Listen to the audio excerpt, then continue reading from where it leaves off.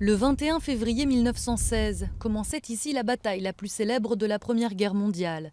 Verdun, une boucherie qui durera jusque décembre 1916 et qui verra 163 000 soldats français mourir, ainsi que 143 000 Allemands. Ici était Fleury de Vendômont, 422 habitants en 1913.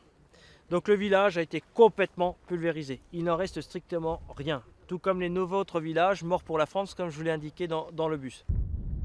Verdun est aujourd'hui un symbole de la réconciliation franco-allemande, mais pendant des décennies, avec ses tombes à perte de vue et ses champs de bataille sanctuarisés, c'était avant tout un mythe français, teinté de deuil et d'unité nationale. À Verdun ont combattu à peu près les 3/4 des troupes françaises. Donc c'est une bataille qui est inscrite dans les familles parce que tout le monde a été à Verdun. Et la deuxième chose, c'est que Verdun, dans la Première Guerre mondiale, c'est la première bataille industrielle. C'est la première fois qu'on a eu un tel déluge de feu. Le dernier poilu s'est éteint en 2008. Depuis, Verdun n'est plus un souvenir, c'est de l'histoire. Le nouveau mémorial qui rouvre ses portes après 2 ans de travaux a une mission, transmettre le quotidien de la bataille, le bruit, la peur, la boue.